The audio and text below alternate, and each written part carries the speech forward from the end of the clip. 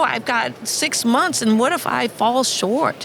And they say, sorry, we don't think that you're qualified. Right. These are all things that you're terrified Yeah. of happening. Yeah. So by the time you get there, and they're like strapping you in, you're like, light the sucker, we're ready to go. I'm here, I made it. Yeah, you're like, I made it. Yeah. Like you're like, made it. Let's do it. Yeah. Hi, welcome to T-Minus Space Daily from Commercial Space Week. And with me is our VIP, Dr. Sian Proctor. I am so glad to meet you in person after we chatted just not that long ago. Thank you for joining me this morning. It's a real pleasure to be here. Thank you for having me. Oh my gosh, the pleasure is ours. Thanks again. Oh my goodness. So can we walk through the whole journey? Yeah, it was really out of the blue. I don't think anybody saw this coming because, in 2020, it's the pandemic.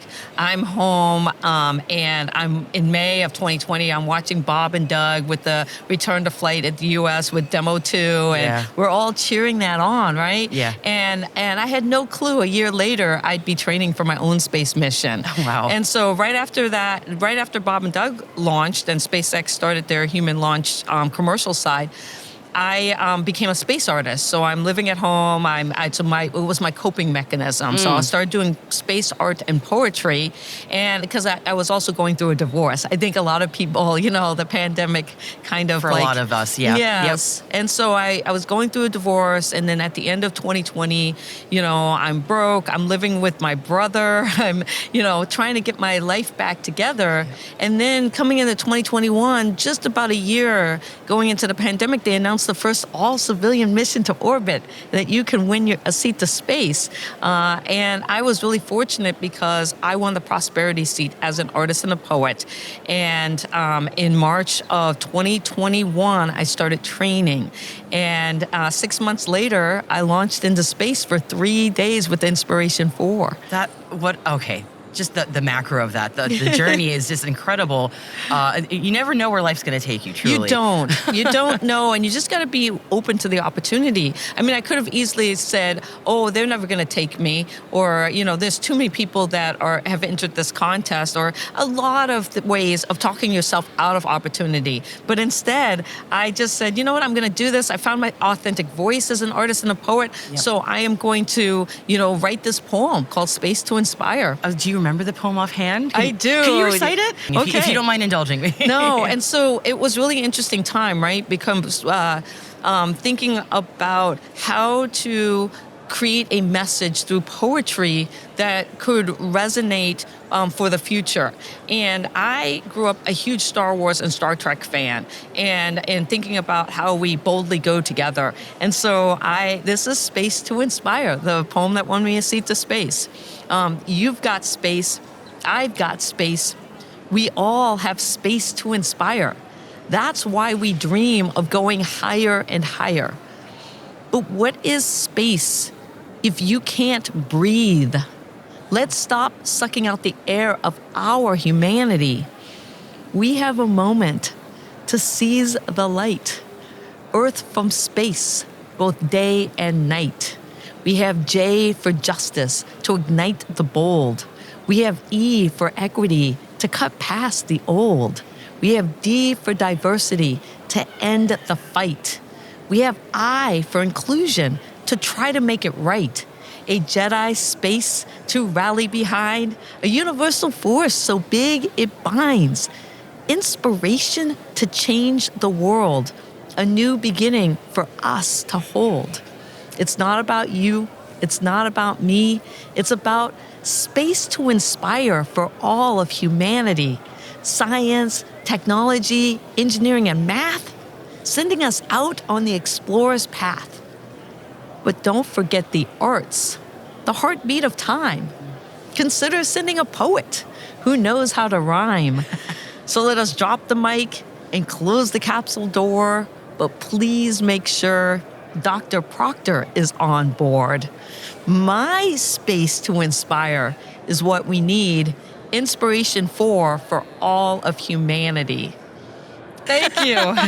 It like poured out. I felt like my ancestors were like, here you go, and that just kind of poured out of me. And it's a Star Wars acronym, but it's a Star Trek meaning. And that whole idea of, especially as we're pushing back against DEI, I feel like when it comes to the space industry, we really should be doubling down on the fact that humanity is going to the moon, Mars, and beyond. And we get to choose how we do that. And if we're going to create space for all, then the foundation of that should be just, equitable, diverse, and inclusive. There's nothing wrong with that because we all want that Star Trek future. I know I certainly do. And certainly I really appreciate you saying that because space belongs to everyone. Yeah. It really does. Yeah, it's not just for the highly qualified. Yeah.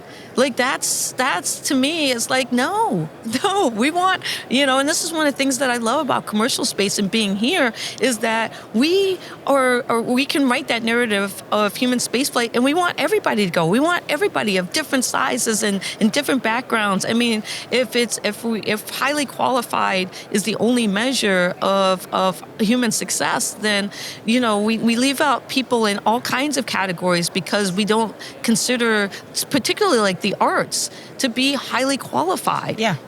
For this, and that's just, we're missing the beauty and the creativity and the inspiration that makes us human. Yes, and as this phrase often goes, they should have sent a poet, and they Yes. did. And they did. I'm sure you're sick of hearing that. I did. And while I was in space, you literally say that. I go, I'm floating and the Earth's behind me, and I'm like, oh, they should have sent a poet. And I go, they did.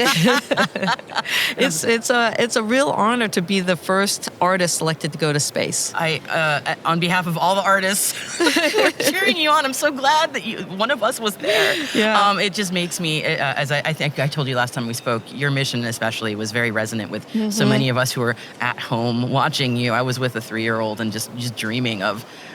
Just again, the inspiration of it. I was like, oh my God, I'm getting a little overcome thinking about it. But anyway, tell me a bit about the training that you went through, because this is always fascinating to me too. The training was amazing and intense. So you can imagine, it's a contest and you've written a poem, you're trying to go as an artist. Then you get on a Zoom call and there's Jared Isaacman, the most amazing human. And he's like, yeah, we picked a winner and it's you. And then he doesn't mess around. And Jared's like, yeah, and I want you to be my mission pilot. And you're, in your head, you're like, does he know that I've only flown a Cessna 172? And then you're like, different. And you're like, okay, I don't know what that means, but sure, I'll be your mission pilot.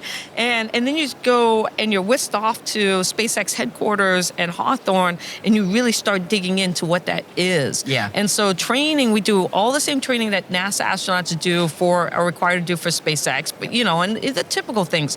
We do hyperbolic chamber, we do zero G, we do crew cohesion, we do fighter jet training, all of those things that you think about. But as a mission pilot, I now have 6 months to become a systems engineer, and I love SpaceX because they're like, yeah. I like to refer to it as like, you want to contest the space, you're kind of like this Yahoo coming in, you're not going to be the mission pilot unless you qualify because it's safety first, right? Of course. And one would hope so, right? Yes. Yeah. And so they're probably thinking like, okay, here's a proving ground that we can take somebody who's non-military, non-NASA, and in 6 months we can get them flight qualified to be the mission pilot. And that's what SpaceX did. I'm a geoscience professor. That means, I teach about rocks and Earth processes. I'm not an engineer. But what SpaceX did was they created a program to get me to know the terminology, to understand the Falcon 9 rocket and the Dragon spacecraft, to learn all the emergencies and contingencies. Having my pilot's license helped me get there. It gave me the confidence gave me the confidence to know that I could get myself there. That's incredible. It's like a boot camp for. It was. It literally was. Yeah. But you can imagine me coming in and I'm like, wait, what? Stacks of books of engineering and just knowledge and procedures. And you go, again, me and Jared spend a lot of time together in the simulator, going through all the emergencies and the procedures again and again and again, so that you've got it dialed in, just like a NASA astronaut. Oh, okay. And to me, it also speaks a lot to what SpaceX has done with their engineering, and that it's sort of, you all can meet in the middle in that way, that like reduction of complexity, but also your training meets. Absolutely. And that's why that's why I say, as the mission pilot, I really become a systems engineer. I am watching what the flight computer is doing. I understand if something goes wrong, what we can and cannot do as a crew. And my job fundamentally becomes, added situational awareness for my commander. Absolutely. That makes a lot of sense.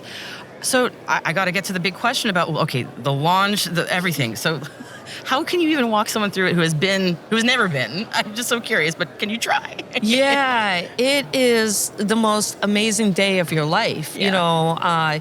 You go and you get up, you have breakfast with your family one last time and your friends. And I love the fact that when we came out of the SpaceX hangar, all of our family and friends were lined up.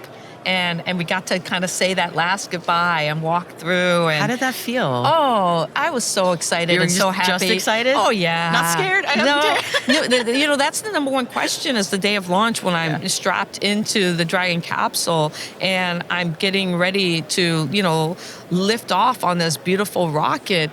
Am I afraid? And I always say no. I was ready. I was ready to go. All right. I was excited. And when I give my keynotes, I walk people through this experience and just let them know, like, I had been chasing space my entire life. Yeah. And I was more terrified that I would lose the opportunity.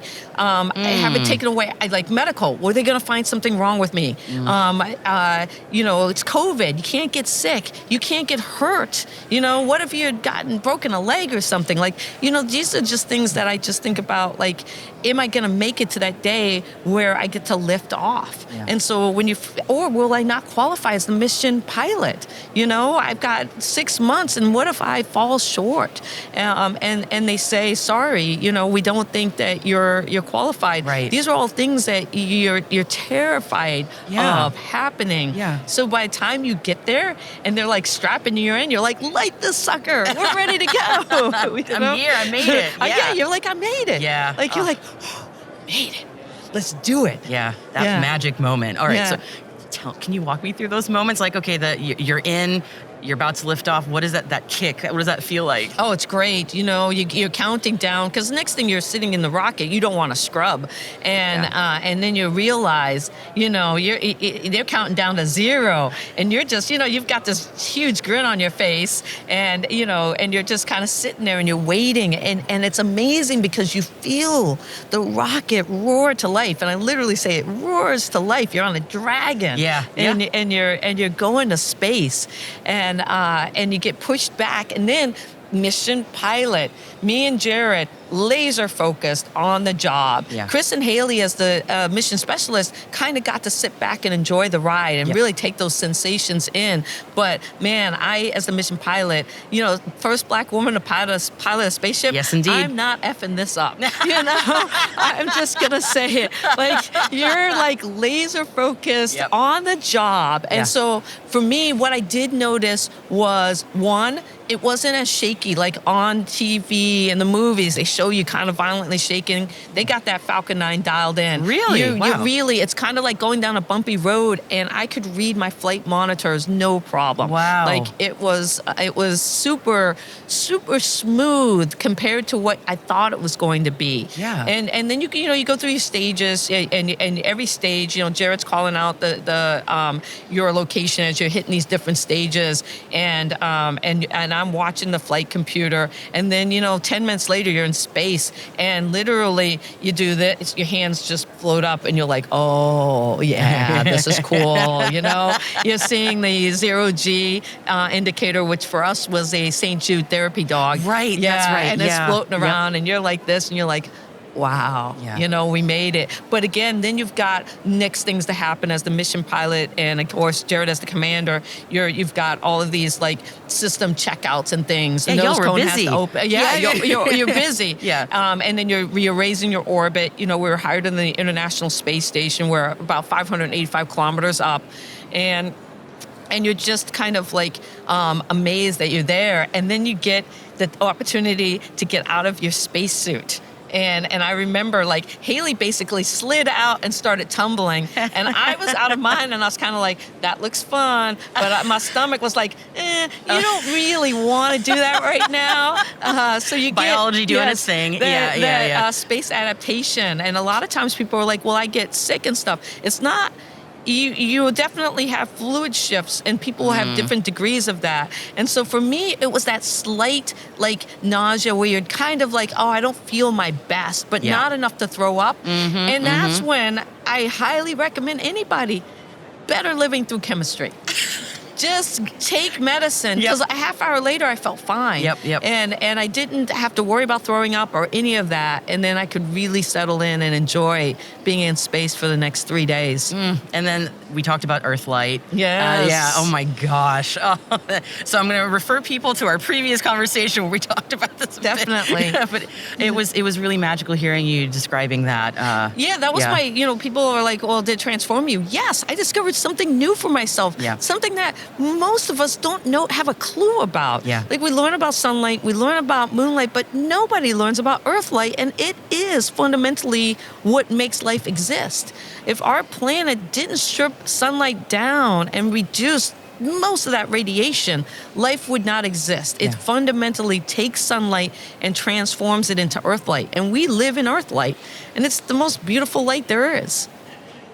I just want to soak in that for a second, because it's just such a profound thought. Well, I will just end by saying, it took humanity, like I had to go out into space to discover Earthlight for myself. And it's that idea of a fish in water. Does a fish know it's in water until it jumps out of the water? That's right. And for me, that was my moment, going to space, realizing that I was being bathed in Earthlight and being like, whoa. And I think as an artist, because a lot of astronauts have gone to space, they talk about the Earth globe, but I literally realized that I was being bathed in Earthlight, and that fundamentally was, I believe, a driving force for the overview effect. I completely believe it. And so much about your journey also sounds like a rebirth. Like you really are a phoenix that just rose from so much. Oh, so much. Oh my Definitely. Goodness. Yeah, it's like baptized in Earthlight, honestly. Yes, is what we it really, all should be. I hope one day for me as well. Well, we technically are every day when we walk outside, but we don't realize That's it. true. And we live in a world of reflected, beautiful light. And our planet is really special. It truly is. I'm so sorry to be inelegant about this, but we're talking about Earthlight, and I have to bring us to your incredible shirt, which I know, I feel like I want to make sure I hold it up for the camera. It's beautiful. Thank you. This is mine. So I bought this one specifically because I wanted to show it. Like, I have it, and I would love for you to sign it if you have a moment later. I would love to. And so this design here, this is one of my X knots. So I call them my Zen knots, actually. So because they're finding Zen in the cosmos. And this one particularly I call Faith Knot. And the reason why I put it on the T-shirt is that I have faith in us, in humanity, to go out and advance human spaceflight for the purpose of making the Earth more sustainable. And so for a long time, one of my sayings has been solving for space is solving for Earth. Absolutely. And there's that beautiful Earthlight also, right? Yes. And it's gorgeous. Yes. So I was thinking, I was like, that was the segue I'm trying to make. Like, Earthlight, see?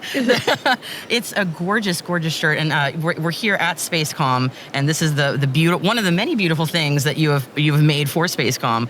And I'm just, before we close out, because I know we're running short on time, I know you're about to give a keynote shortly, kind of maybe a thumbnail version of what your message is for SpaceCom while you're here. Yeah, my big message is that we get to actively design humanity's future in space. And what I encourage us all to do is strive for that Jedi space, that just, equitable, diverse, and inclusive space, so that we can, be a role model for what we want life on Earth to be like, and that, all that technology and innovation that we're putting into the advancement of human spaceflight own the fact that as we're solving for space, we're solving for Earth, and that we're making ourselves more sustainable in the future, and encouraging everybody to let their Earth light shine.